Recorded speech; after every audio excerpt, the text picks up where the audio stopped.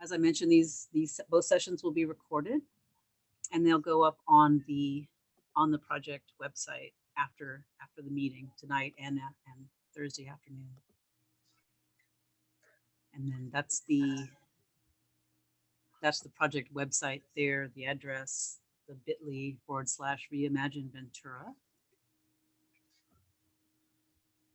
All of the graphics from the project are available there. And there's also a feedback survey. So you can look at the images and give us any kind of comments or suggestions that you would like. I was saying, yes, go ahead, Mukul. No, I'm going to share the screen in a few minutes. And while we do that,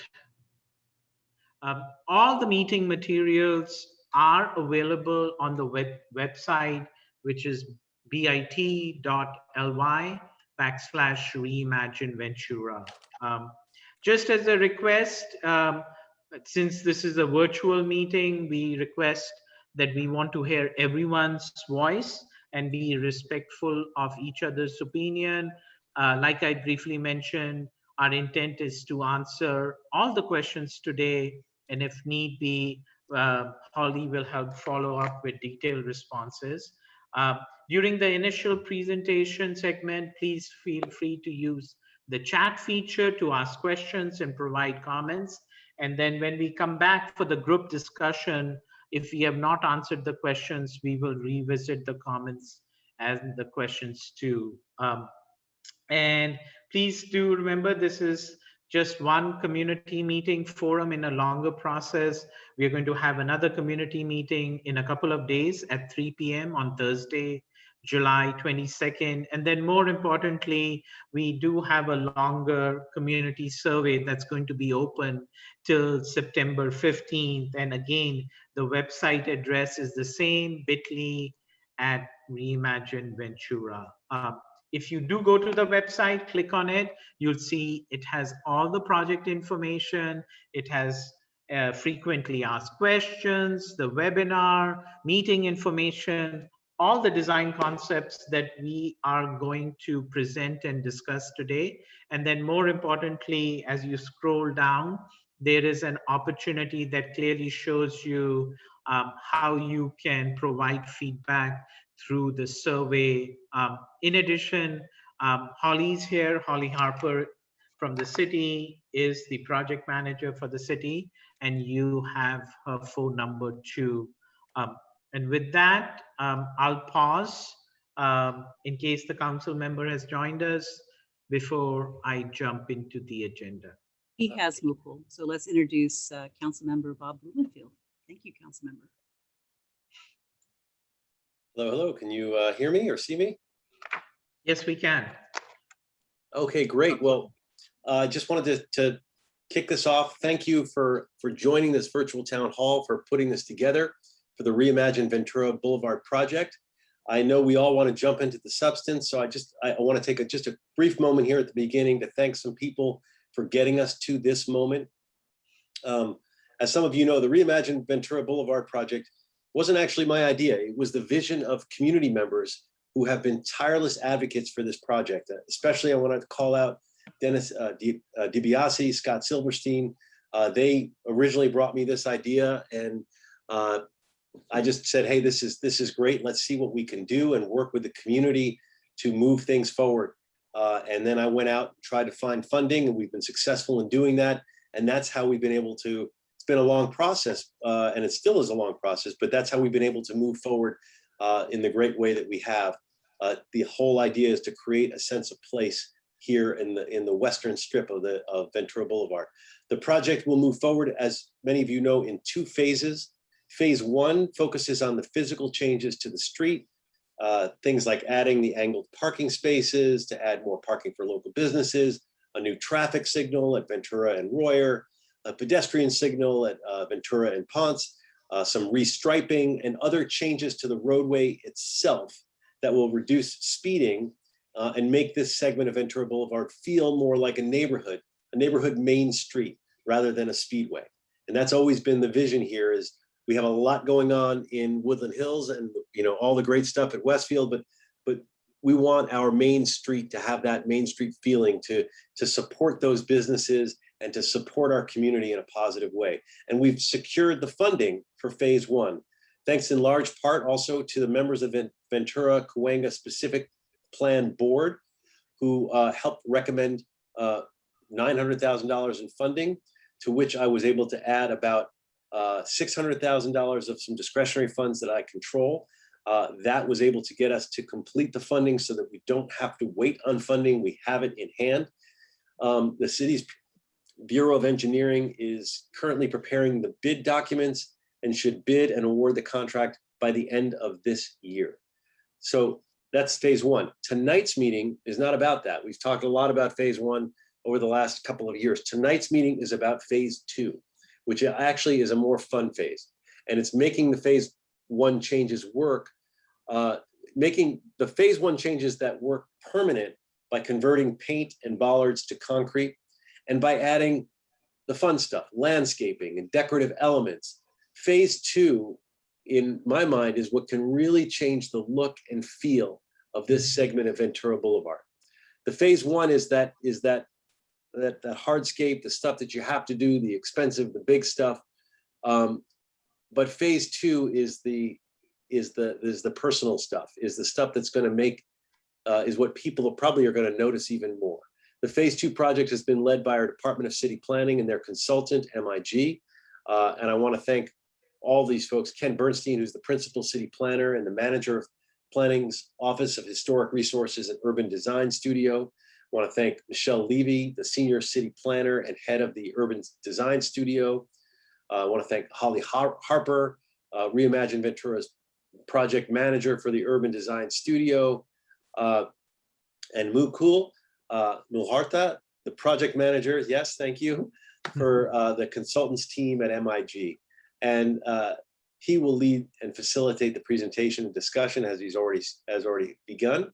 And last, but certainly not least, I want to thank all of you who are here today, taking time out of your busy schedules because you care about our community. I'm sorry that in this meeting we're not here in person, but I look forward to hearing your comments and insights, and just appreciate the care that you give to the community and the fact that you're here to discuss the future of an important section of our community. And so thank you all for being here, and I'm going to turn it back so we can jump right back into the substance.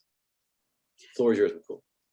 Thank you so much, Council Member. I think you set the stage for our meeting very well. As you mentioned, the agenda of our meeting is to affirm the overall project purpose as well as overall process.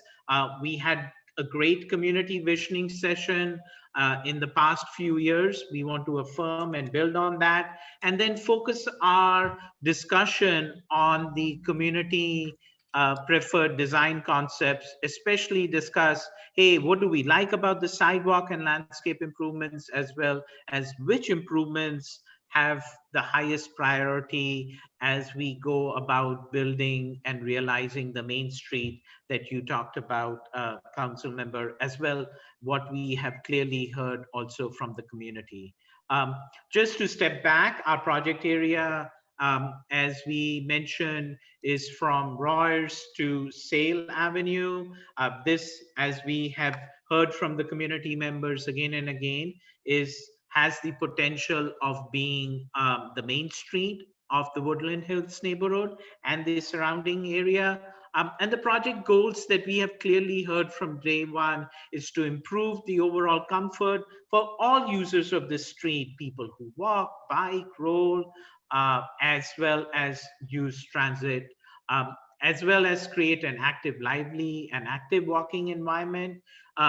And it's really important, the local businesses are a key component of this corridor. They provide identity, and we want to make sure we help them thrive and do well as these improvements happen. There is a clear aim to maximize improvements that achieve several core benefits, be it maximizing tree canopy. We heard from a lot of people, it feels like a concrete landscape. And that in turn will also help with more planting to support pollinators and biodiversity, as well as improve our water quality. And again, we heard the community members, be it residents or business owners, talk about they want to really have a main street identity. And that is something that we have kept in mind as we build on the community ideas for different streetscape improvements. Um, and also, it's an implementation plan. Phase one, like the council member said, is already has a clear pathway of getting implemented. But the phase two improvements, we want to make sure that is done in such a way that it is grant friendly and also gets improved or implemented in the future. And last but not the least, we want to make sure this builds on your feedback on this stakeholder and community feedback to maximize community ownership. The council member clearly articulated that this is building on phase one improvements. And this particular meeting, as well as the project that we are talking about, is really looking at the sidewalk improvements, the median improvements, and how do we make sure that we realize the Main Street experience.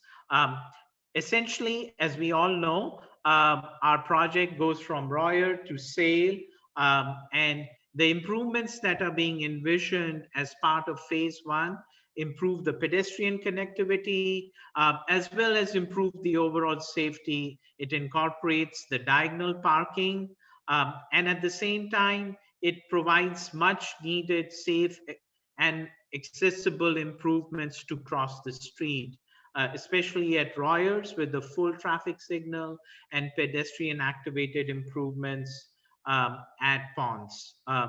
We want to celebrate that, but we also want to keep in mind that we have different type of opportunities that are available all along the corridor. And what this project is focusing on is really the sidewalk improvements as well as any bulb outs that we have in the parking lane. And then finally looking also at maximizing median opportunities wherever we can. Um, Last but not the least, we want to build on all the concurrent as well as projects, including the Hill Streetscape Plan and the current plans that are happening that the council member talked about. Realize the LA DOT Vision Zero Action Plan, as well as the 2035 Los Angeles Mobility Plan. But the community feedback is critical to us, and it is being incorporated as we realize these improvements. We started this project about a little more than 2 years ago. Our intent was to build on the existing conditions analysis. We had a great set of stakeholder meetings as well as the community workshop in spring of 2019, where as a community, we came together, we discussed what is our overall vision, as well as what is our overall overarching improvements that we would like to see all along the corridor. And then since then, we had to pause a little bit, obviously because of COVID, but we were continuously working to build on the various community feedback we heard from the community, to come up with different alternatives, evaluate it, and where we are today is to review these alternatives, and based on the community feedback we get, to finalize the design layout as well as to prioritize improvements that we want to hear from you all.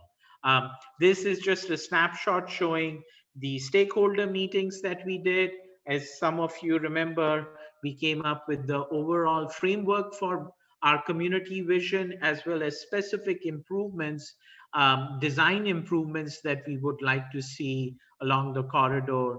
We, as a community, in our community workshop number one, played with different ideas and thoughts.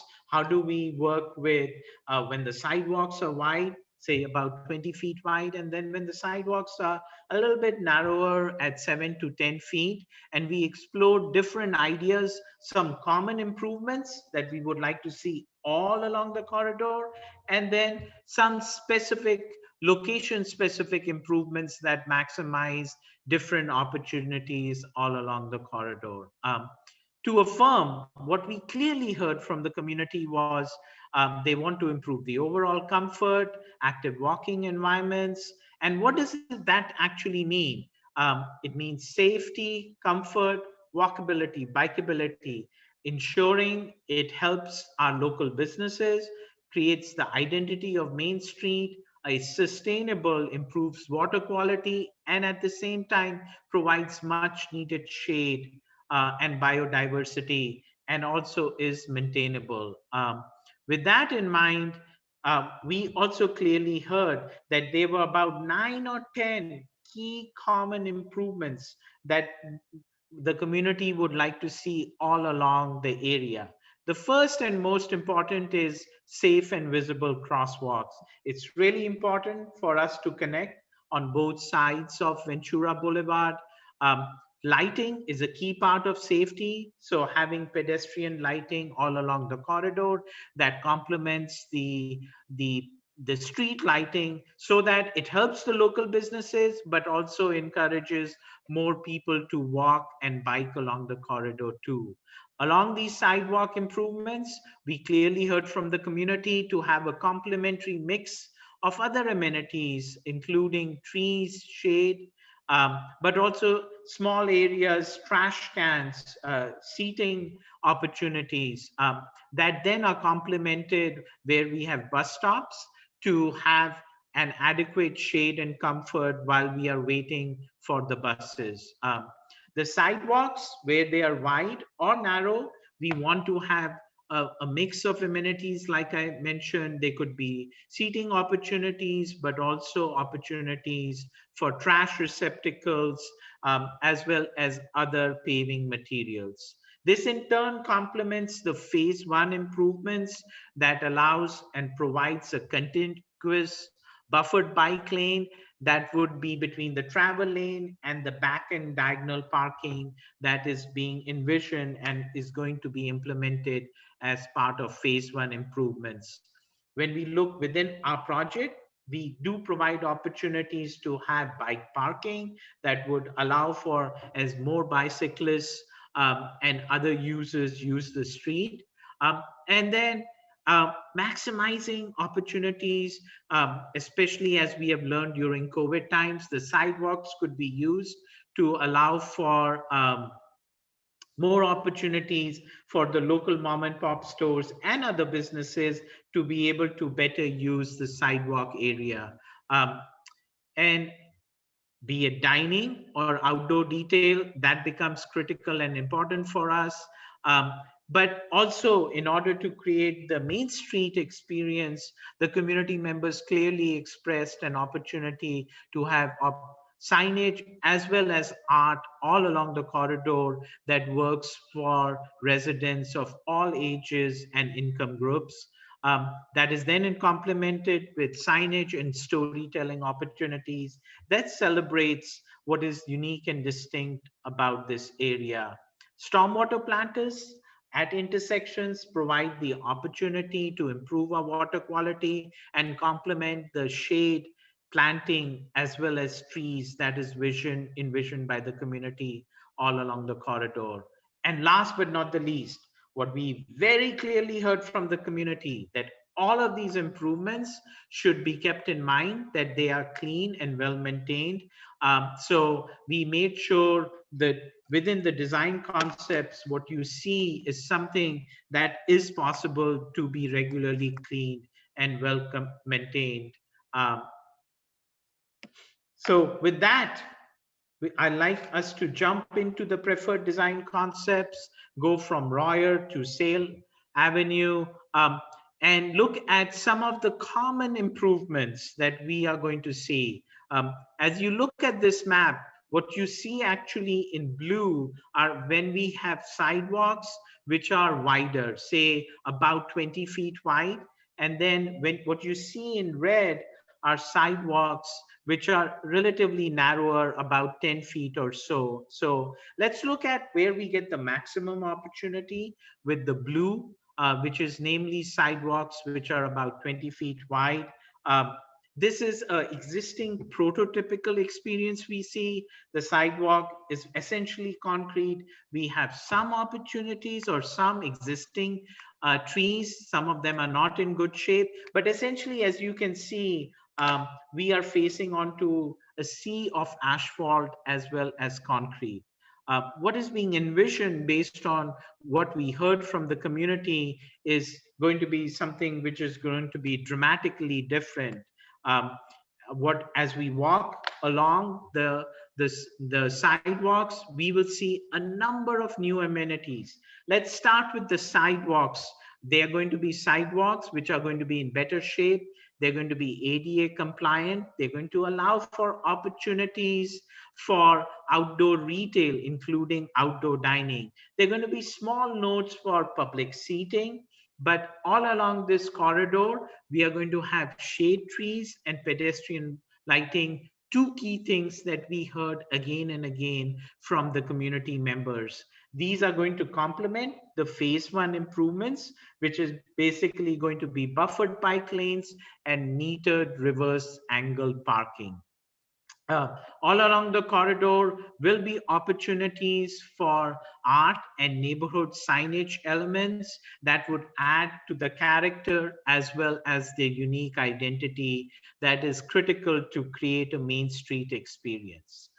Another view, looking as we are driving in the middle of the street, you get to see what exists right now prototypically, which is to say buffered or just class 2 bike lanes, as we call them, next to parallel parking. What the community has clearly envisioned is to change this character. We would still have a net increase in diagonal parking, but a safer experience for the bicyclists.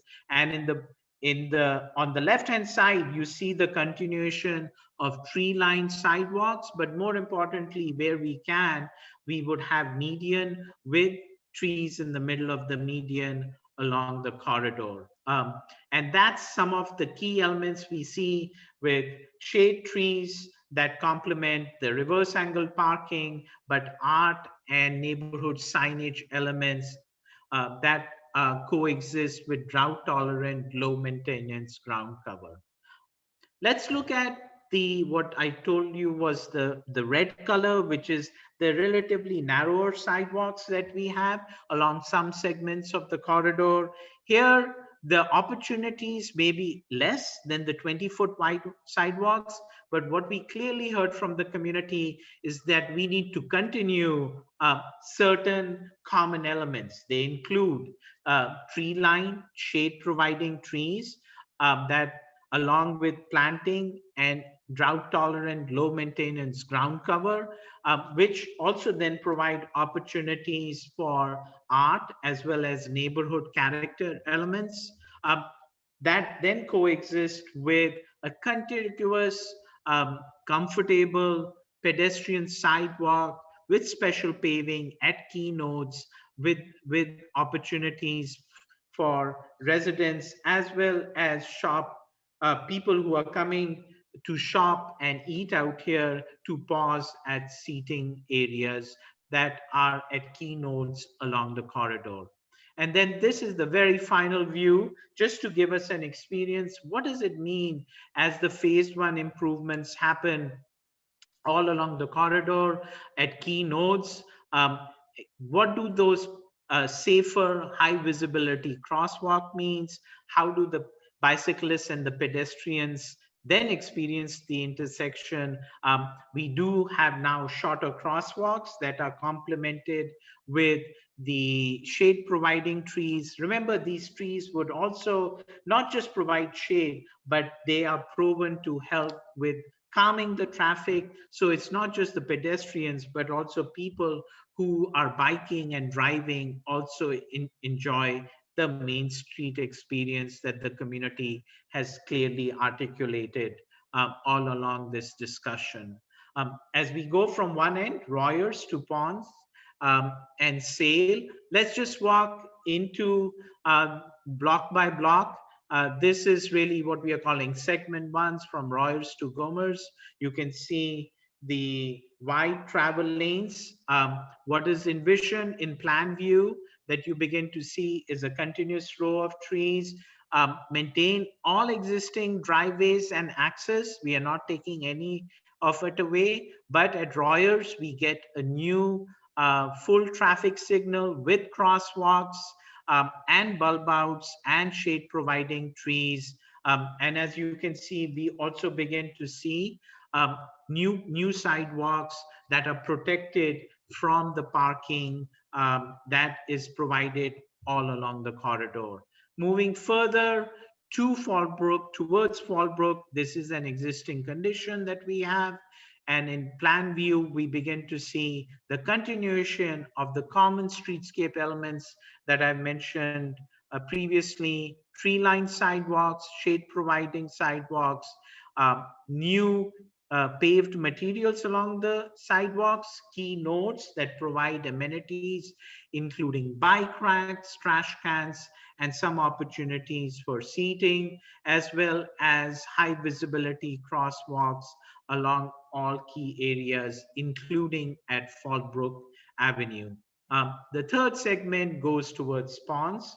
As we go out here, we see that we have the bike lanes with parallel parking. In the future, they would be transformed into back and diagonal parking, providing a regular rhythm of shade providing trees that provide buffer from the moving traffic, provide opportunities for outdoor retail, including dining for the adjoining businesses, but also improve the overall character and provide identifiable improvements. As the council member mentioned, we do get a pedestrian activated beacon and increased opportunities to cross the street at Ponce Avenue. And then the very last block is, as we go towards Sale, we continue the streetscape improvements of trees, pavement, crosswalks, as well as art, as well and neighborhood signage along the corridor.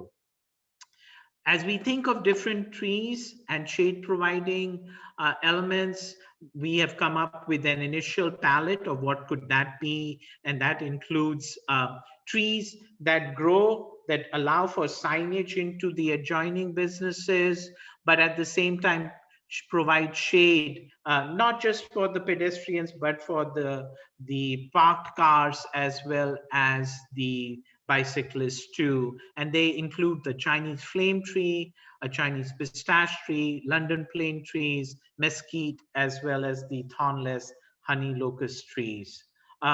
These are complemented by understory planting at key locations along the corridor that could include different grasses that provide color and identity, but also they are low maintenance and drought tolerant, which need to reflect our existing water quality needs, as well as we want to have a drought tolerant palette all along the corridor. What does it mean? Phase one improvements, we know we are getting a net gain of about 20 spaces. We are getting a contiguous 1.2 mile long facility for bicyclists and new and improved crosswalks at 7 different locations along and across Ventura Boulevard. But this project is focusing, which is phase two, is we are talking of sidewalks that account over 36,000 square feet, 50 new net trees, planting areas also that are about 37,000 square feet. We are envisioning more than or about 60 new pedestrian and street lights, 4 bus stops in either direction, and art and signage all along the corridor. These improvements, as we all know, cost money.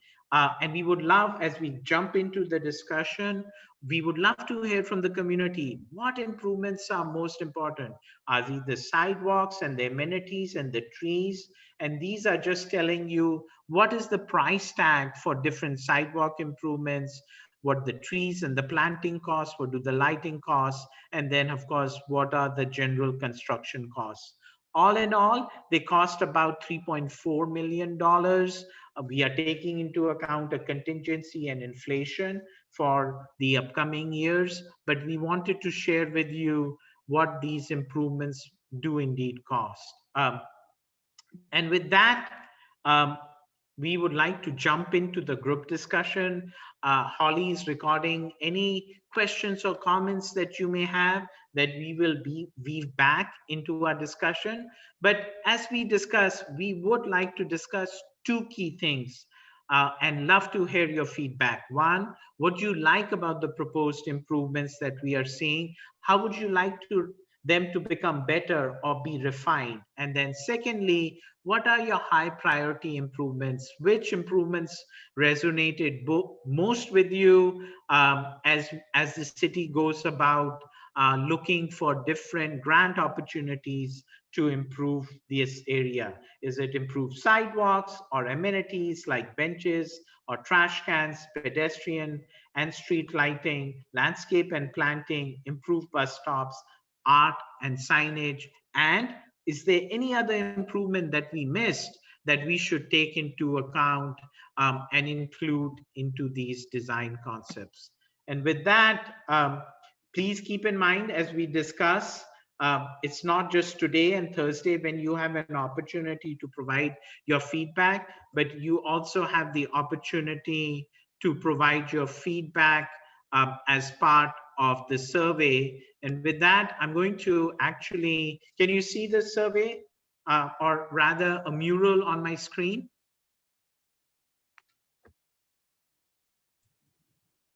Well, I'm just seeing the last slide. It says Okay. next steps.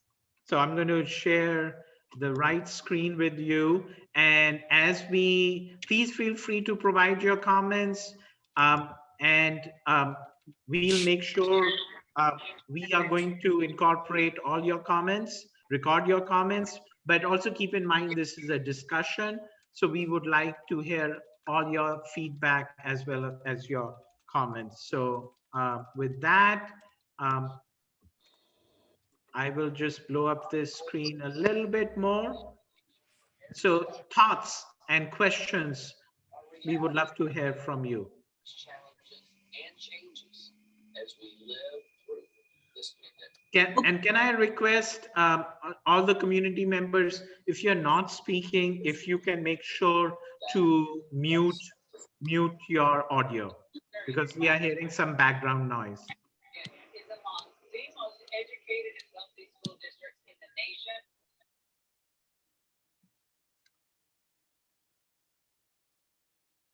Hi, Mukul. We do have a couple of questions. Yes. I mean, there's some questions about why it does not extend further. And I will jump in and answer. I know that as you get either further west past Royer or further east past Sale and Shoup, you really do enter into the territory where the Caltrans on-ramps and off-ramps are a heavy impact. And so a little bit outside the city control. So we wanted to start with a smaller segment and then move forward. I know we've had continuing from the beginning of the process back in 2016, really questions about the reverse angle parking. You know, how is that going to work, and how will how will drivers know to slow down and allow people to back in as if they would to a parallel space, but into these diagonal spaces?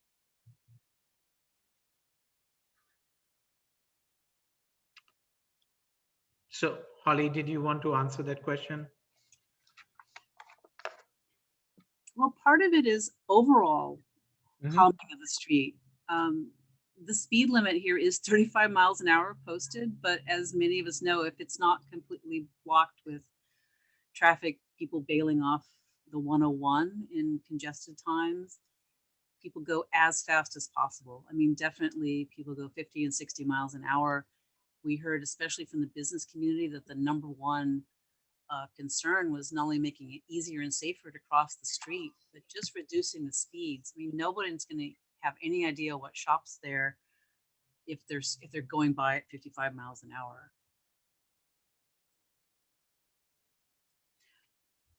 other questions from the community members?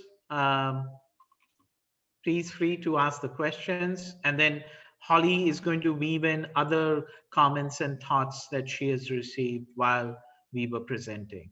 Do you want us to raise our hands, or Yes. do you want us to just speak out of turn? Well, Sean, Yeah. why don't you get started? But Okay. it'll Yeah, be great I to do raise see a hands. few raised, I Yeah. do see a few raised hands. So I'll be maybe we quiet. can start with those folks who have had their hands raised. Oh, and I don't see those. So please help me out, Michelle, and call on those folks. I don't know why.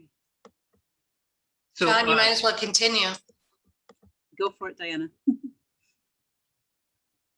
Or whoever that was. I was just saying, Sean, you might as well continue.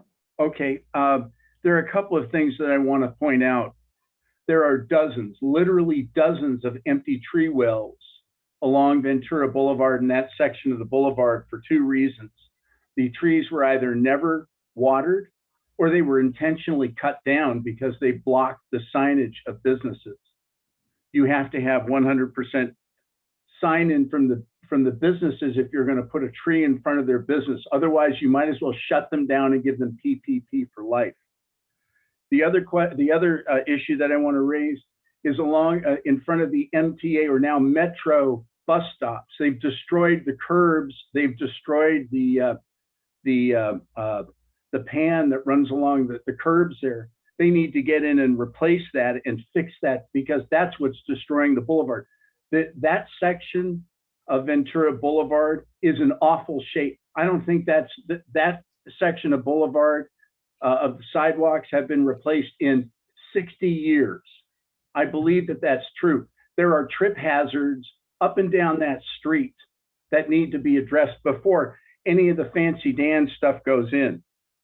And the question that I have is that you've got so many beautiful trees and whatnot. Who maintains this? Who maintains it today? Is it urban forestry? I shudder to hear that it will be urban forestry, because urban forestry is who has been taking care of it to this point. A couple of other points. The restaurants, do they pay a fee to have seats on the sidewalk? Are they renting that space? One or two last points here. At Jay Sullivan's, in front of Jay Sullivan's, the only bar in Woodland Hills that I know of that's allowed to serve alcohol without food, has no curb in front of it. It has asphalt. That's what you're dealing with in this section of Woodland Hills. You need to make sure that you address these points. And the last thing, again, I want to make sure that you guys understand, signage is extremely important. You can ask Dennis Zine, when he planted many of the trees going east from Winnetka, they were cut down within a week because the people who had businesses there, you were blocking their signs with a new tree. So they cut them down. So please make sure you either make these people move out and give them someplace else to go to, or you include them in the discussion, because right now, and I recognize that this is a wish list, that this is an ideal situation, there are plenty of things that you guys have in front of you, and I thank you. I will be quiet. Thank you so much, Sean. And I know you asked a number of questions. So to get the discussion started, I tried to note down all your questions. So let's try to answer some, if not all of your questions. We 100% agree. There are many empty tree wells. And the aim is any and all tree that is put will be watered, will be maintained, and at the same time be given enough space so that they can grow healthily. We 100% agree. The canopy of the trees should not block the signage. And that is why the location of the trees, as well as the canopy of the trees, will take that into account, that people, when they're driving, walking, biking, can still see through the signs, because that is critical to maintaining a Main Street character. We have taken into account the curb damage that has happened at the Metro bus stop. Yes, the improvements need to be not just signage and striping, but also improve the sidewalk, any damaged curbs that we have. The signage is critical. I do want to emphasize that. I think you had a comment about serving alcohol at the Jane Sullivan location. The aim is to maximize opportunity wherever possible to allow for the existing businesses to be able to use the sidewalk real estate space so that we can get more customers, not just for the individual businesses, but as we all know, when people see people, they get attracted to visit the restaurant or I do outdoor want to say, retail space. I do want to say, I have no problem with Jay Sullivan or the way that they do business. I just thought it was interesting that they serve alcohol without any food. But the curb in front of their business is asphalt. It's an asphalt, it's just an asphalt patch about 20 feet long. There's no concrete there, and that needs to be replaced. So this is the condition of the sidewalk. I apologize, please go ahead. No, thanks, No. Sean. That's really great. I just respond to a couple of your points. Urban forestry is doing better. I would agree that we've put everything on, kind of the kindness of strangers to maintain our trees, but what everybody has realized that it's that much more difficult to establish a tree today than it was 5 years ago, 10 years ago, just because of the change in increased hot and dryness. And there are no trees being planted now by the city if they're not also funded to have 3 to 5 years establishment water. So it's a big change from what's gone before. You mentioned about renting the space, how that works.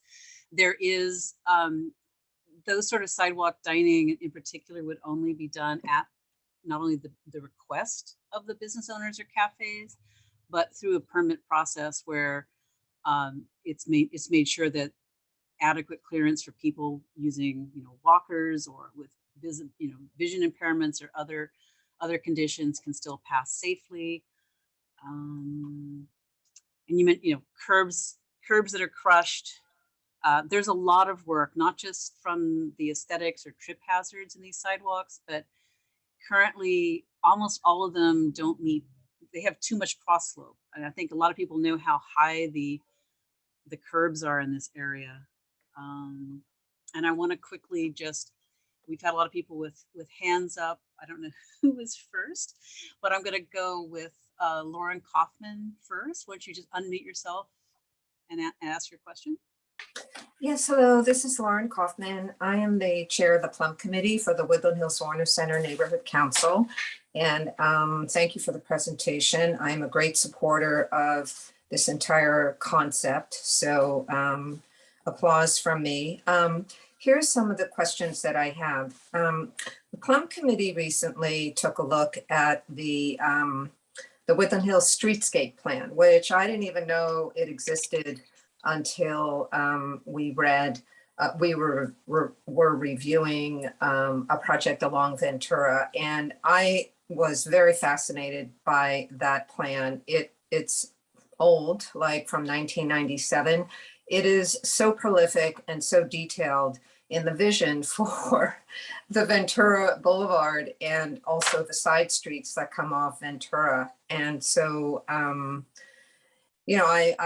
really intrigued, and we had planning come and make a presentation about it and things like that. And basically what it came down to was that all of those improvements outlined in that plan are up to the building owners or applicants, tenants along Ventura, and therefore, probably none of it will ever happen. And so what I'm hoping is, as you develop your vocabulary for this part of Ventura, that either planning updates the streetscape plan so that some of the elements, that you select, like lighting, if you do trash cans, I'm not sure about that, bike racks, things like that, paving, will make their way into the streetscape plan so that it'll start to just, dapple along Ventura into other areas when we have the possibility, to request that applicants are upgrading, their buildings enough for us to require that. Okay, second item, talking about requirements. when we review any projects in Woodland Hills, we always have conditions and, that get placed as part of our approval on the projects. And I would say most of them, many of them do not get implemented. Probably most of them do not get implemented. And I see examples of that on projects specifically along Ventura, which tend to be a little smaller. So, they happen over a couple of years. And so I'm wondering, how are you going to require, for example, that the signage stays, as per the specific signage, and that the windows aren't plastered over after the fact, with graphics and things like that. And, there is an additional signage put up high on the building above the tree canopy because, building owners are used to having that kind of signage, things like that. So the maintenance and the follow through are tremendously lacking along Ventura. I mean, the signage is horrendous along Ventura Boulevard.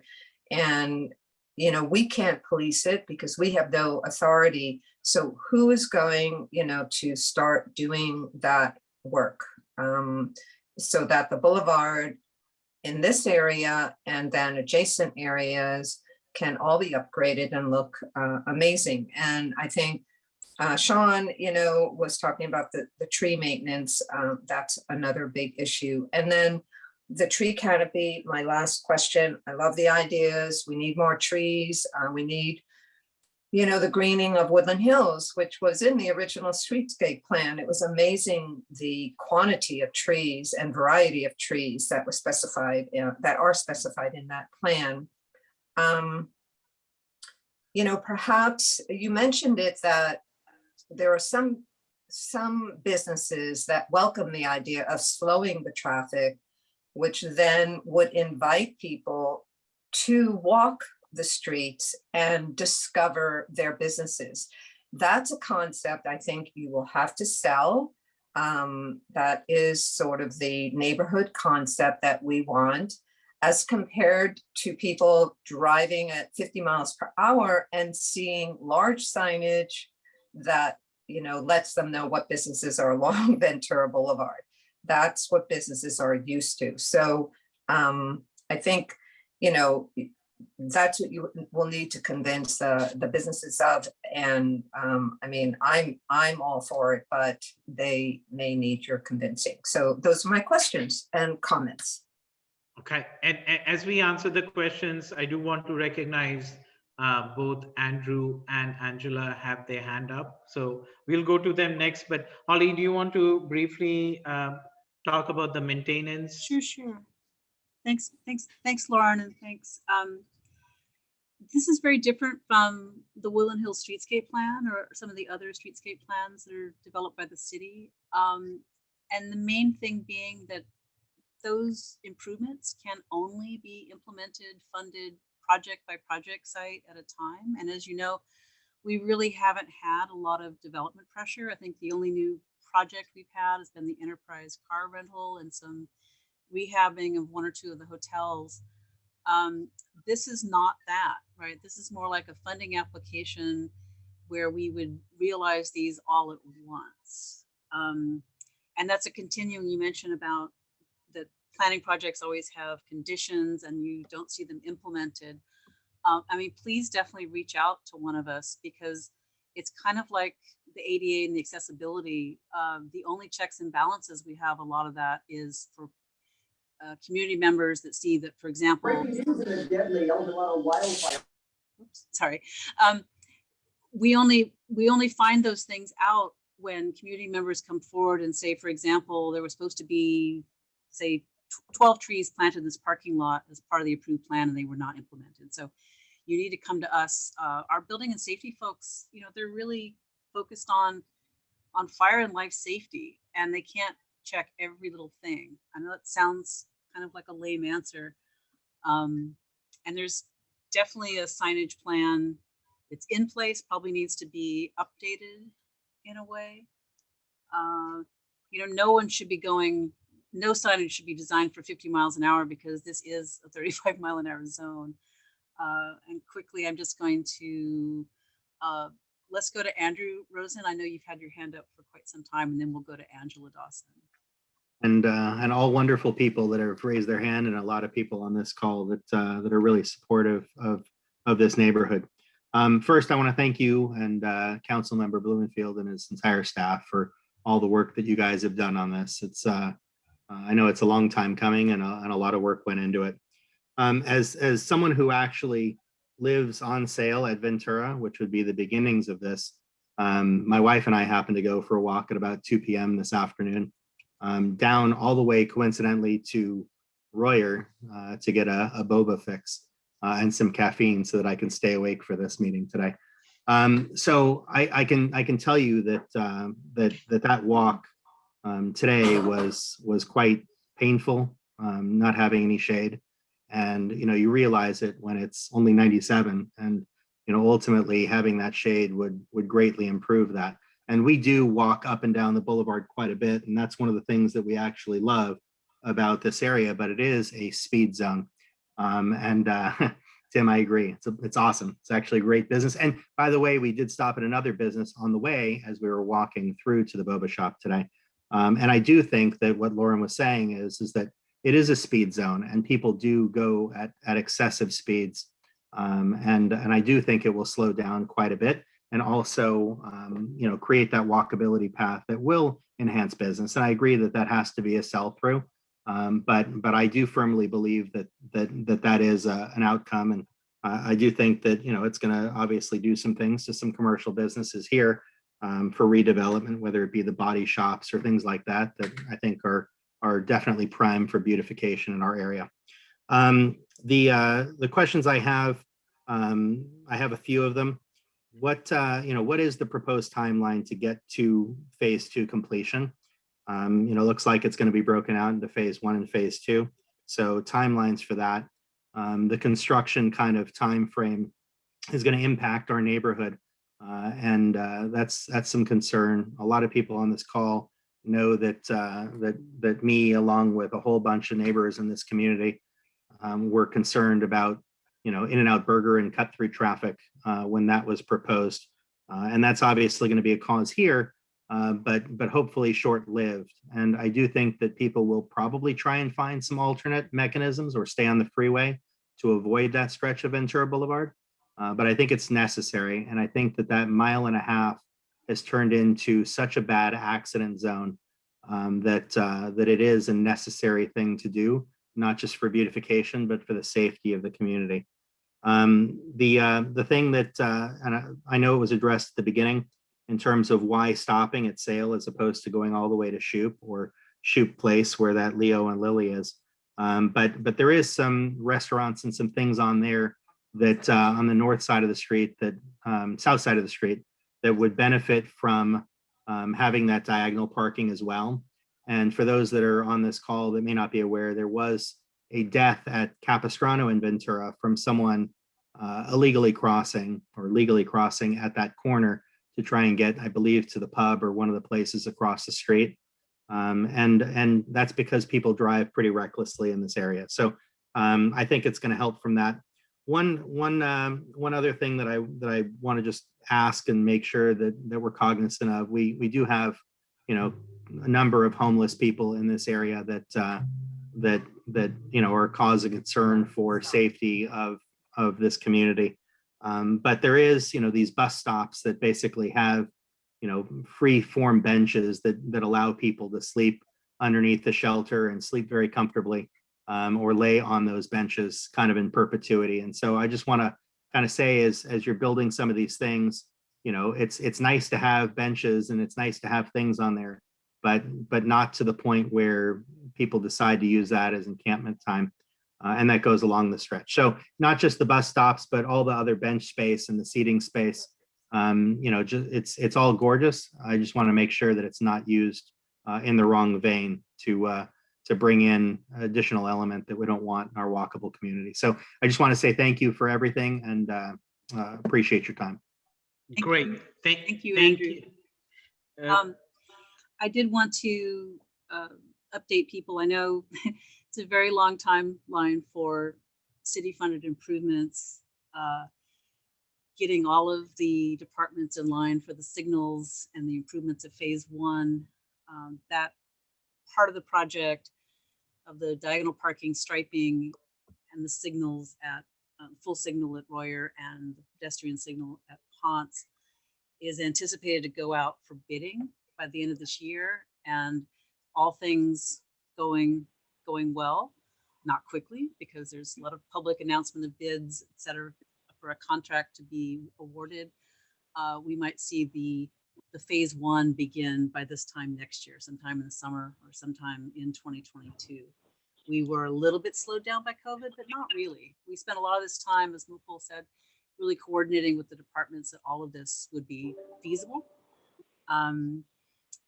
As mentioned, the phase two here that we're looking at, all of this kind of beautification and trees really needs to be separately funded, going out for something like state or metro grants. So that's an undetermined timeline, right? We have no money in pocket right now. And we've heard again and again, it's really important to hear from you guys about the comments about seating. I understand that. We did hear again and again the concern that any kind of amenities would cause people to loiter or become a problem. And part of that's why we want to hear from you. Like, what are the real priorities? You do have to understand that if you're going to have a really viable proposal, someone reviewing at the state or metro level a pile of 20 proposals, they don't want to see just trees. They want to see something that will fundamentally transform the character of this. And so it's important to, if we eliminate the seating, that's a community concern. I think we still have enough here that would really change this into more of a defined district than it is now. It really feels like a branch of the 101, like it was before.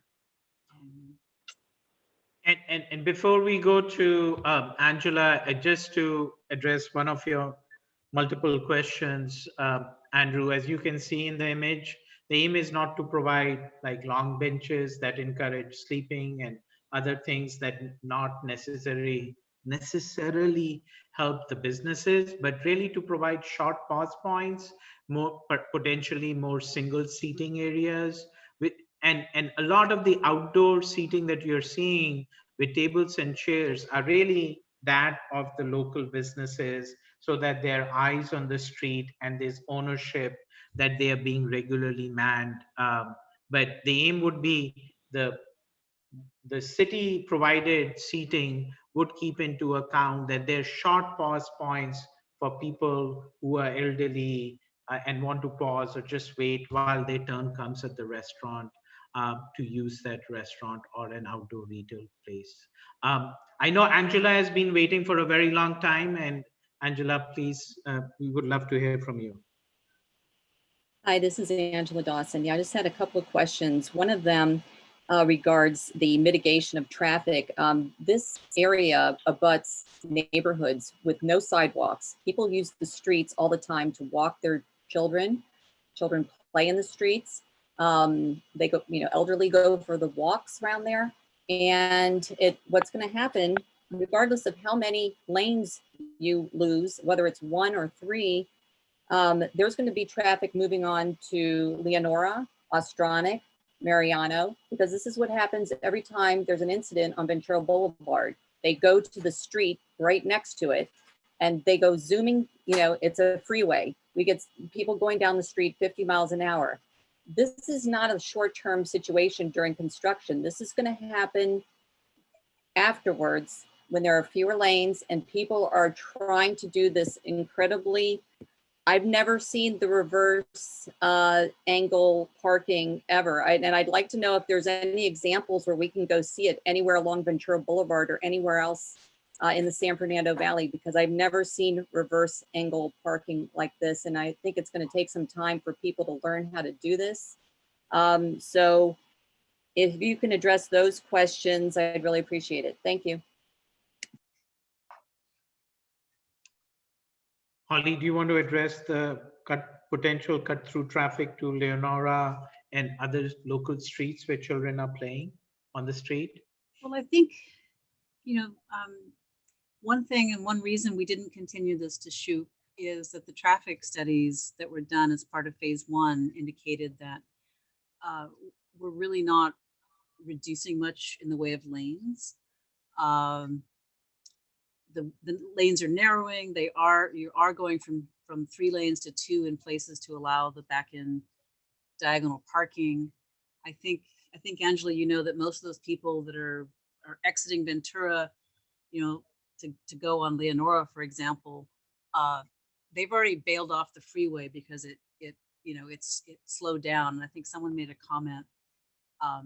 These kind of treatments of just, especially narrowing the perception of the street, right? Not so much so many feet are being lopped off for the diagonal parking, but it's going to seem like a place that you're not going to want to cut through.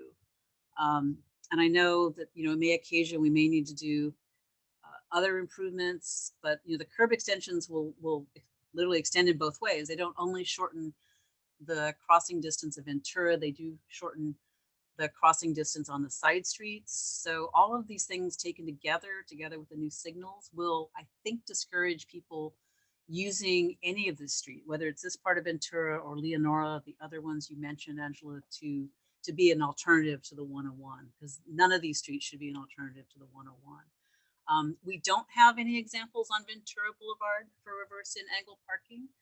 Other cities have implemented this, but I believe this may be the first time it's implemented in Los Angeles. Yes. Now that's a little scary for a lot of people. It's not done arbitrarily. It is the first movement of parallel parking normally, but more importantly, it really enhances the safety by giving the drivers more visibility when they're leaving the parking space to enter the flow of traffic. So that first phase, again, it is just paint and bollards. It's part of a, you know, test before you invest kind of strategy. There's no permanent hard improvements other than the 2 signals and the associated curb ramps. So we'll learn if this really does cause people to lose their minds, or it has worked in other places. And I think the big advantage. Where has this been? Can I see any pictures? I mean, I only see is renderings. I don't see any pictures, any other places where, can you give me a city or a place where I can look at this? Absolutely.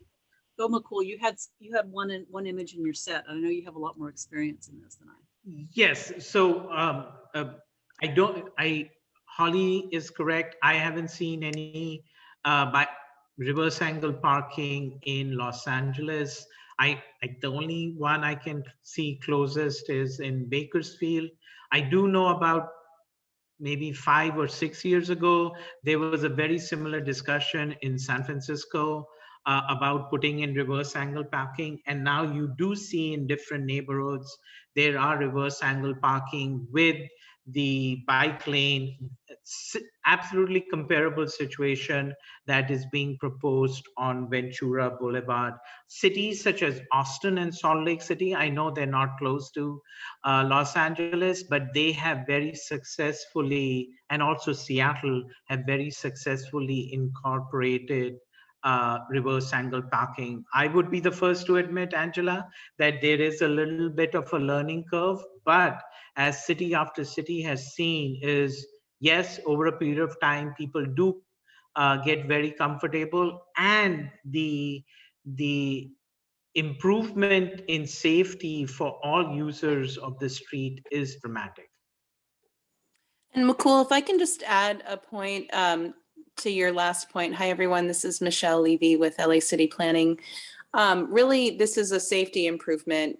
So although it hasn't been installed in Los Angeles, although we have many areas, commercial areas with traditional diagonal parking, but the advantage of reverse angled parking is that it provides additional visibility for vehicles exiting the spaces for oncoming traffic.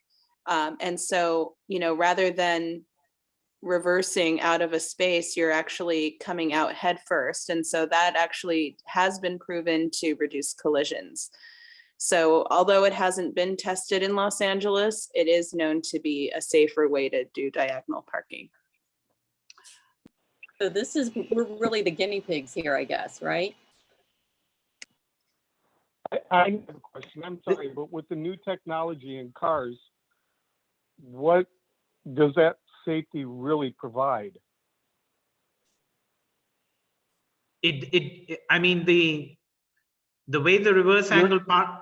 Sorry, go ahead. But you're putting in a safety implementation that now automobiles, everything that's coming out right now has those safety implementations. So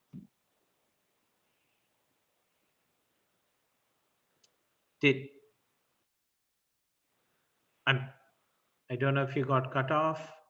no, I didn't get Okay, cut off. you did. My question is, why put in a safety implementation when when the cars coming out nowadays have safety implementations for this?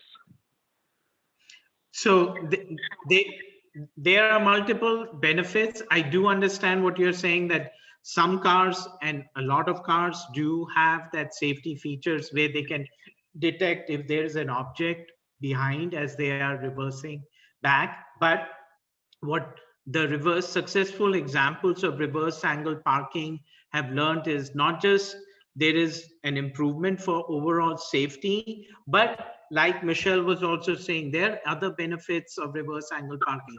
For example, if you have children who are coming out of their doors, especially in the back seat, they do not have to enter close to the travel lane. They can go straight into the sidewalk. So it's actually, reverse angle parking is actually more family friendly, and it has worked in similar Main Street environments, and it has a very clear benefit. It's more friendly also to the businesses. And yes, I do understand they may have the benefits, but not all cars have that safety features that you are mentioning. I agree, but I'll disagree that with most cars that drive Ventura Boulevard, in respect to the wealth of that area, I would tend to disagree. Also, on another note, yes, most cars actually that are produced now do have exit safety features. Okay. I know, Sean, you have your hand up, but I think, and so do Lauren, but I'd love to hear from folks, Lysam and others who have not spoken, and then we'll definitely come back to you, Lauren and Sean. Lysam, am I pronouncing your name correctly? And if so, can you share your feedback, please? Hi there. My name is Lisa M. Oh, sorry, Lisa. I apologize, Lisa. I think you have to have people coming out of those parking spaces forward, because there's a bike lane there. If they don't see those people driving by on a bike when they pull back out into traffic, they're basically going to knock off all the bicyclists. So it makes the most sense that they have to back in initially and then pull out forward to exit. I have a store on Ventura Boulevard. I'm in segment 3. And if you could enlarge segment 3, I have a couple of questions about segment 3. Is that okay? Absolutely. Yes, absolutely. So let me shrink that. There we go. I see you have the seating areas. This is an area that's the 20-foot wide sidewalks on both sides. I see that you're doing a lot of specialized paving and seating areas on the north side of the street. I was wondering what's going to happen on the south side of the street. Why is it missing some of those amenities? Is it because there's no restaurants? No, there is no, and Stephen, you can add to the answer. But the aim is the seating. First of all, I do want to stress they are more we are envisioning them as more single seats, while Yes. still allowing for the opportunities for the private businesses. If they want to add to the outdoor dining to their businesses, they can do so. So providing them the right canvas in terms of improved sidewalk and shade providing trees, that is the aim, and allow for maximizing opportunities for individual businesses to provide that outdoor retail, including dining. What the aim was to have a rhythm of individual single seats along key nodes along the corridor, but there's no hard and fast rule while we provided or did not provide. You can see that there are a fair amount of driveways, as you can see, that are being indicated. So the driveways on the north side are less, but we do see more on the other side of the street. Stephen, Okay. did you want to add to that? Yeah, I understand. I didn't realize those were all driveways that were preventing fancier special paving, but it seems that the sidewalk was still 20 feet wide there. Yes. So I had a question. The suicide lane has been removed in this area, and there's a question: if you are heading east on Ventura Boulevard, can you no longer make a left onto Ponce? It looks like it's missing the left-hand turn lane. So I wanted to ask if that's just missing, because there's no left-hand turn lane heading east, and then you would be turning north onto Ponce. Is that removed? That's a permanent barrier there? Yes. No, it's just not being marked.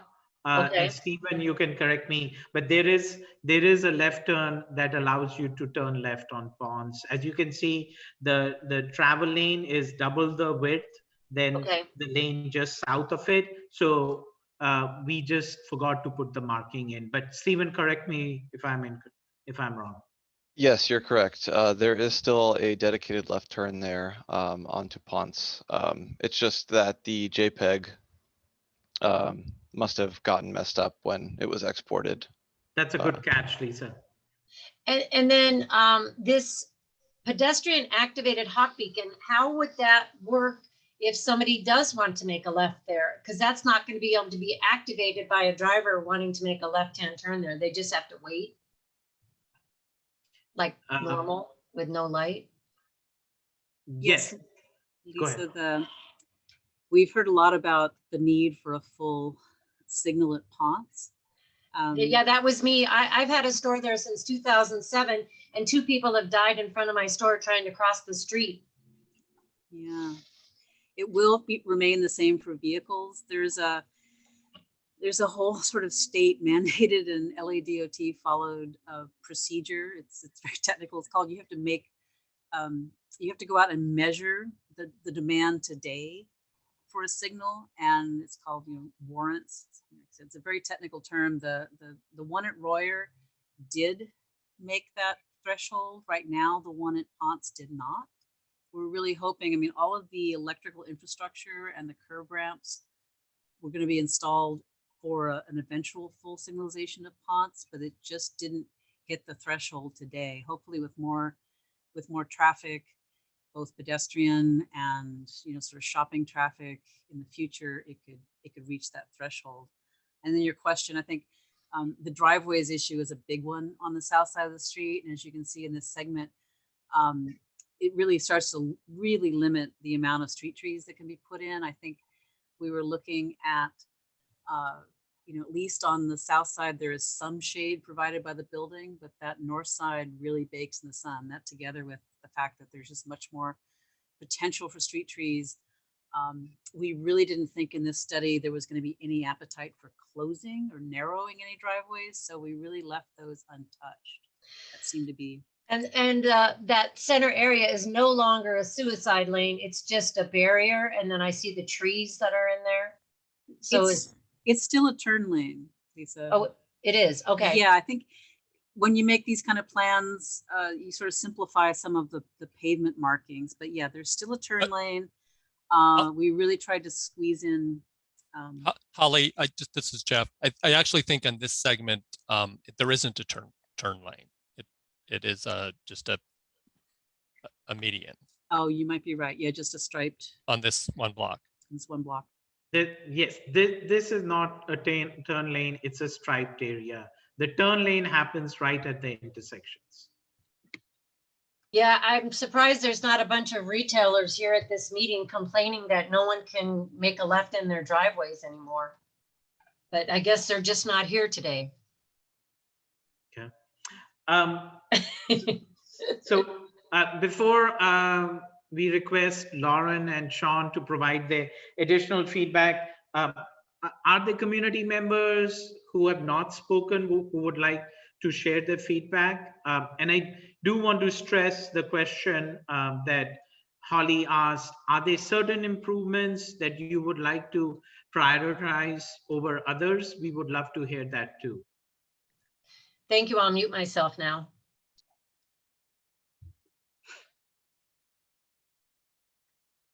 Nope.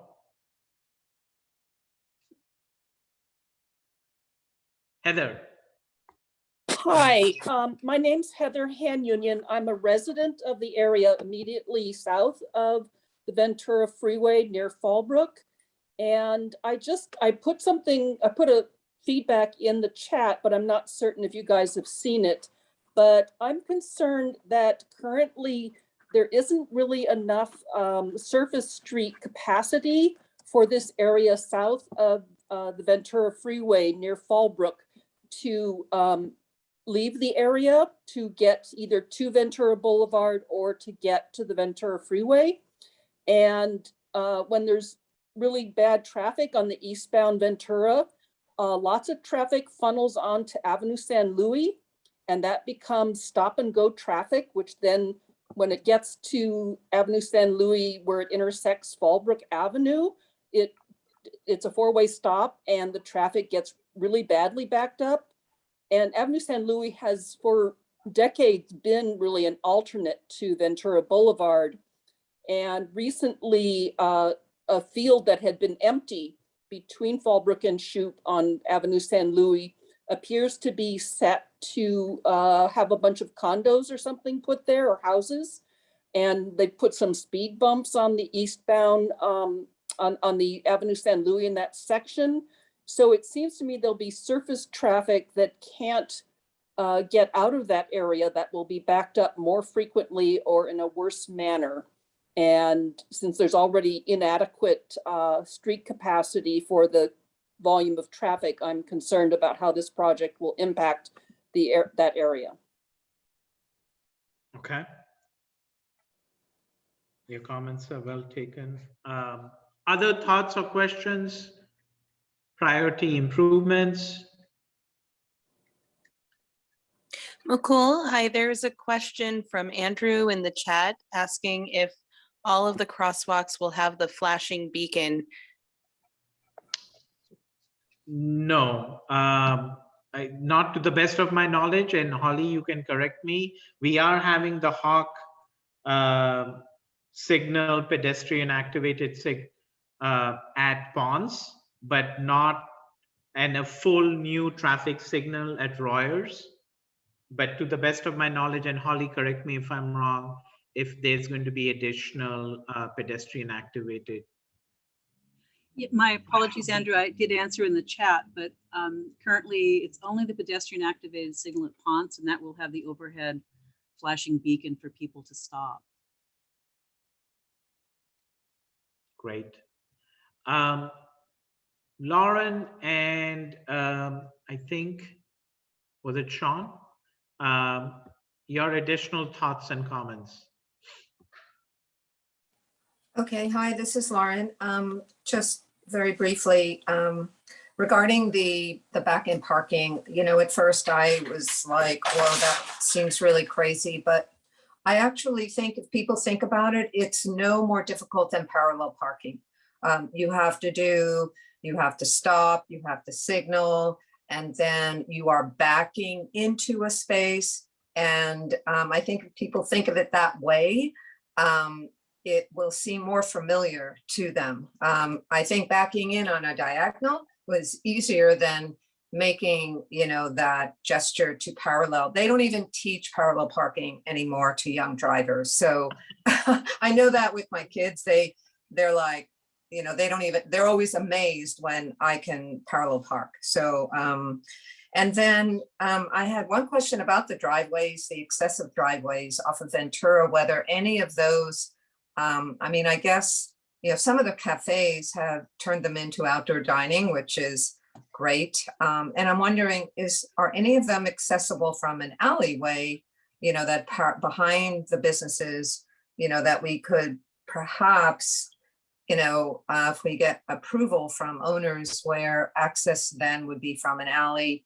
instead of off of Ventura. And so that we would have more opportunities for the trees and you wouldn't have cars turning across, the pedestrian experience in that area.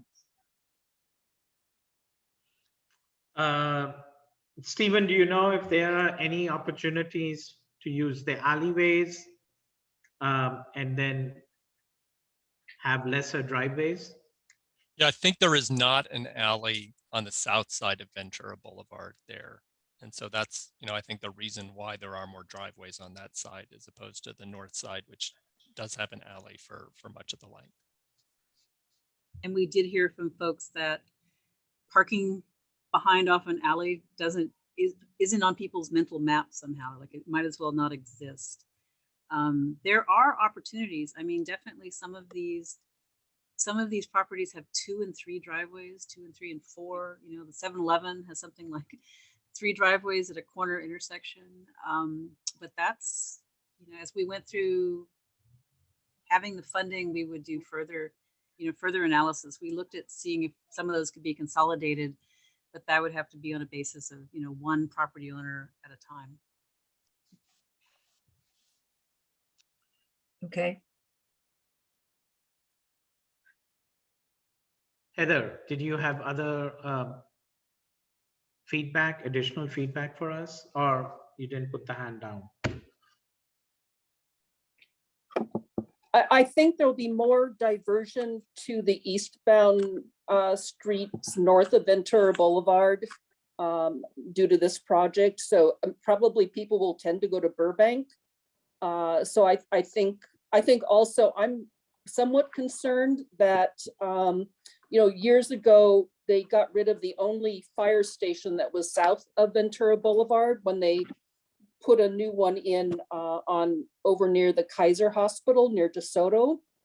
And so anything that adds to the congestion near Fallbrook and Ventura makes my area south of Ventura Freeway more vulnerable because there's a fire station on Fallbrook near Victory, a couple of miles north. And then the other city fire station is north of the Ventura Freeway near DeSoto. So any congestion in that area, which is already significant, will be made worse by this project. Okay. We will be sure to share your concerns with the DOT. Other thoughts or questions? And I'm again asking, are there some sidewalk improvements that rise to the top that you feel more, you feel that would really work? Or so we would love to hear about the prioritization of improvements.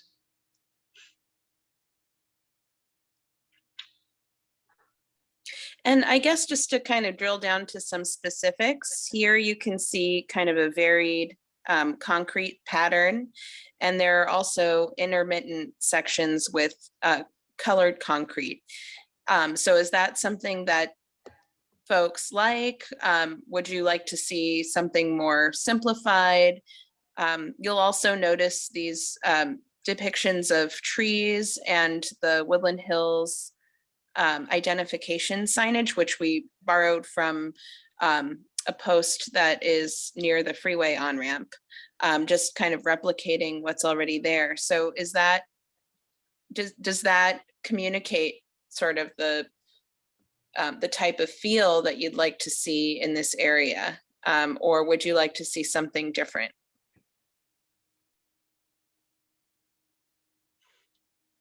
Good question, Michelle.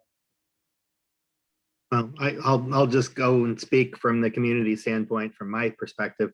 And I live, like I said, on Sale, and you know, I think that John Sandy Campbell in a message just a second ago, you know, kind of wrote that it kind of felt more downtown Culver City-ish, and I think that I think it's great. I do love the variation in color because I think it also ties through, at least, you know, logically to the actual plants that are in there, and it kind of pulls the whole narrative together. So, you know, I mean, we're used to concrete jungles, and I think this creates kind of a nice walkable feel and a nice community vibe that this entire side of the West Valley is missing. So I wholeheartedly welcome it. I think that the trees and the shade and the plantings are also really instrumental to the feeling that we're talking about.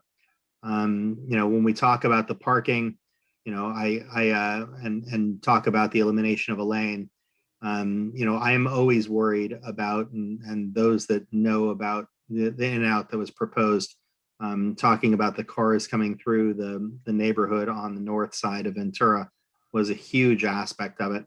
But you know, this area, and what I've noticed is as soon as you cross Shoup, you know, and there is problems at Ventura and Fallbrook. I know that Heather had said that, but when you cross Shoup on Ventura, the car volume does drop considerably, and that's why the speed goes up, is because you have that free form to be able to do that. And so, you know, to me, you know, the elimination of the lane, if people don't like it, they are going to take an alternate route. And Heather's right; they may get off at Topanga and take Burbank instead of getting off at Shoup. It may change the dynamics of things. I know that going through Calabasas, I love the feel walking through Calabasas on that street, Calabasas Road. But sometimes I don't want to deal with it. And so what do? I hop on the freeway for a mile and a half, and that's my alternate. So, you know, I think that people will change a little bit of pattern if they notice that it's going to be a slowdown. But I also agree that people will get used to the reverse diagonal parking. And just like parallel parking, I actually do think it's going to be much easier and much safer on the outbound. So, but to me, the sidewalks and the livability and the walkability of the area with the trees and the beautification is primeval to what I think is important to this neighborhood for continued development and beautification. So.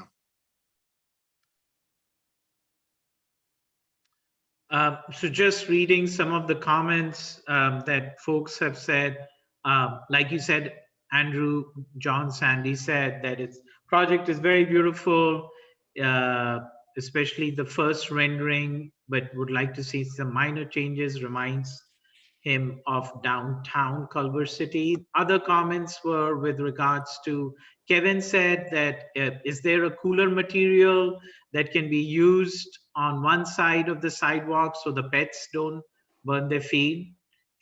Sorry, that's an interesting comment, Kevin. And Holly replied that concrete is about the coolest that we have.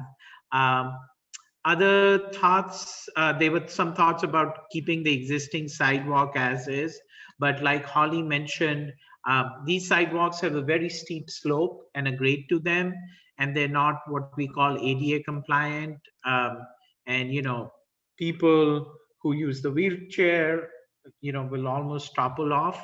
And there is a clear need to make them work for people of all ages and abilities. And then Holly also added, you know, conversation with Kevin that, you know, the plantings will, and the shade will help to cool the paved materials.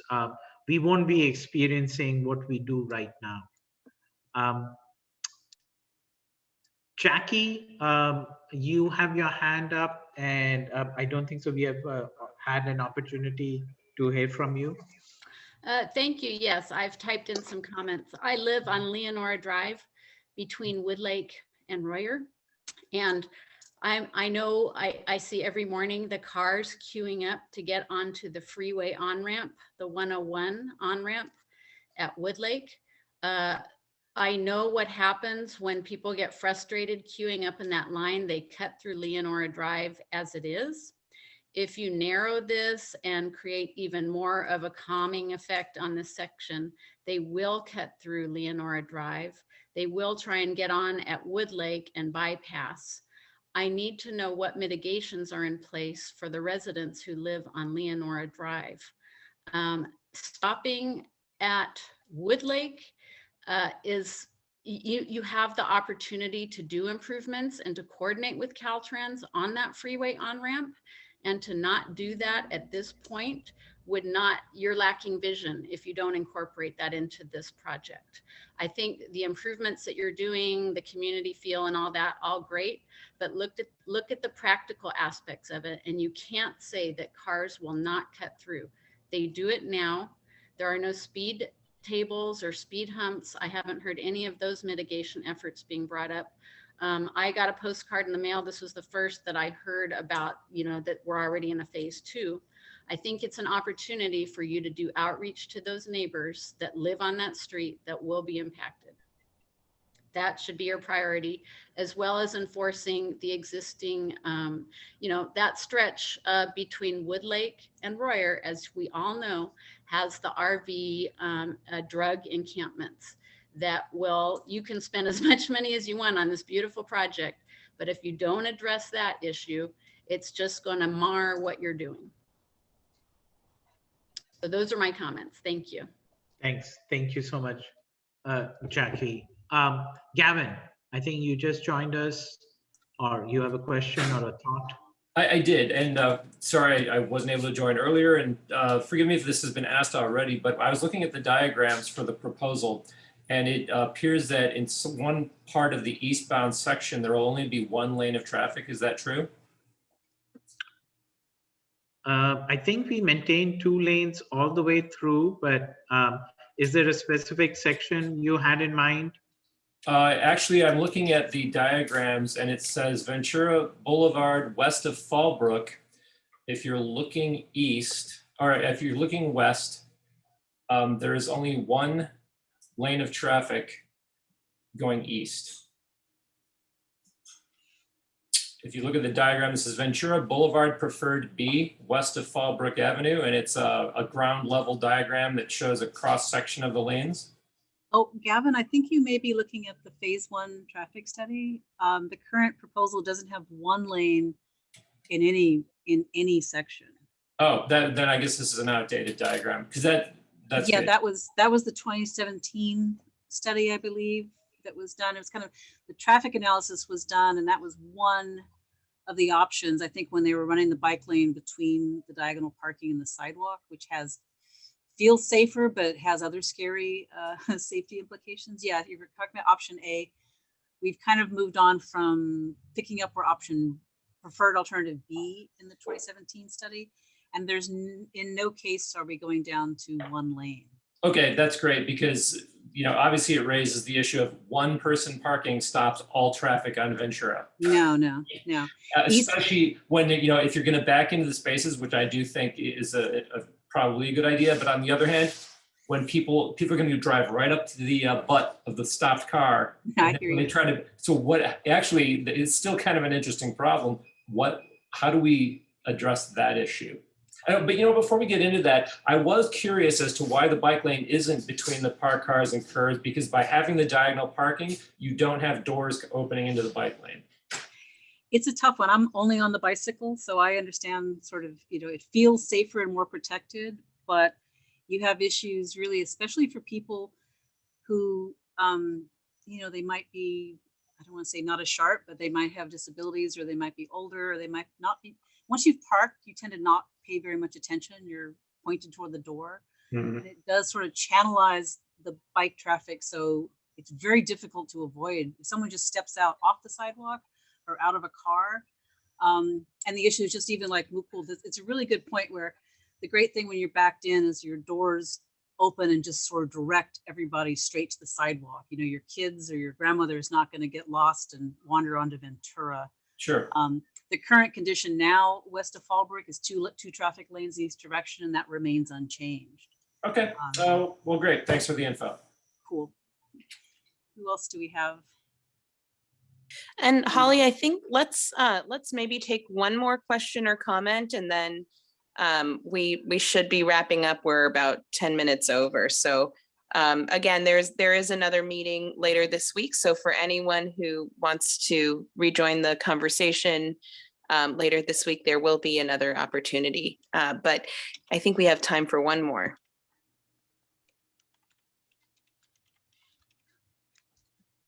And of all you guys, you know, Lauren and Heather, I don't know if you've taken down your raised hand or you're raising it again. No, I'm here. Okay. I'm just going to respond to, you asked for priorities, I guess, and Yes, please. for materials. And I mean, I think anything that has color, I mean, I love the colored concrete. I think the signage, you know, that identifies, you know, Woodland Hills. You know, maybe there's something a little more iconic, like a little more modern, but the same concept, so that it's easy, you know, to repeat and it's colorful. You know, the Woodland Hills tree thing scape, colorful, the bike racks, you know, something to promote the idea of bringing your bike to the area. You know, people may not sort of think of it at first. So, and I don't know what you were proposing for the street lamps. You were going to do some kind of pedestrian level, which is really, really important. So I don't know what that was going to be, but the you know, and you know, when a long time ago, I did live in Culver City, and I did several projects. I'm an architect there, in their program to revitalize their downtown. And so, you know, you could look at their palette and see what's lasted and what has not lasted, right? What has worked and what has not worked, because that was about, you know, 20 to 30 years ago. They were very big on the tree well thing. They're beautiful. I don't see any tree well cover grates in your proposal. I see a lot of planting, and I'm wondering, you know, is that going to stay watered and growing? Is that going to be replanted every year when it gets trampled and trash gets thrown in it?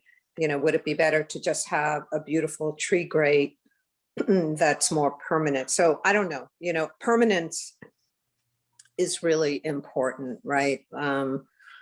Because I don't believe that LA has the maintenance, you know, to keep this going. So things that would really last and more permanently add character, you know, to the project would be my vote. Yeah, thanks, Okay. Lauren. I wish we could use tree grates in the city of Los Angeles. It just hasn't been really accepted as a standard I see. treatment. We are using, you know, because we are such a big city, what are we, 560 square miles, 580 square miles. Our Bureau of Street Lighting has four, count them, four types of pedestrian light. We're using one, kind of the crook neck, that's very similar to, it is the one that's in the Woodland Hill Streetscape plan. Thanks, Nicole. There's a image of that. The reason is that they want to have replacement parts that are, you know, easy to replace and maintain citywide. If we get the funding, this was implemented, all of the planting would be not only the pallet's very tough and drought tolerant, but they would be provided with irrigation, fixed irrigation. That's kind of the only way as it gets hotter and drier to realize these types of projects these days. What was your other? Something colorful, the bike racks, and the signage, I guess, you know, the Woodland Hill sign. Yeah, we heard when we had focus groups, it was difficult for anybody to come up with one sort of name for this area or an identifying feature, and it seemed to revert back to sort of local flora and fauna. So that's why we're just sort of suggesting something like the oak trees or hawks, but it's, you know, leaves, something that would be very colorful. The art and the signage would be, you know, as part of a, you know, if we did get funding, we need to do a whole detailed development of this. This really is just a concept plan. So, but thank you. I would agree. Like the more fun and the more color, the more engaging will be the district. So Yeah. Thank you for your comments. Yeah, you're welcome. Thank you. Well, we got a lot of great feedback, so thank you so much. I don't know, council member, if you want to say I've been listening to the whole discussion. I wanted to make sure that I was after kicking it off, that I really spent the time listening and not speaking. It's just been a wonderful discussion, and I want to just thank you guys for leading it, but all the community members who really gave some great input. And this is, again, I'll just emphasize, I'm excited about this project with great potential, and we will just work with all of you to make it a success. So thank you. Thank you, everyone. And please keep in mind, we have another workshop in 2 days' time at 3 p.m. with the same Zoom link. And then please go to the website, provide your feedback, take the survey, but also provide other comments. And that opportunity we have till mid-September, September 15th. With that, thank you, everyone. Really appreciate all the good feedback. And we may be seeing you again in a couple of days, but please do feel free to contact your neighbors and friends and fellow business owners. The more we hear from you all, the better the design concepts will be. And with that, thank you, everyone. Have a wonderful evening. Have a wonderful night.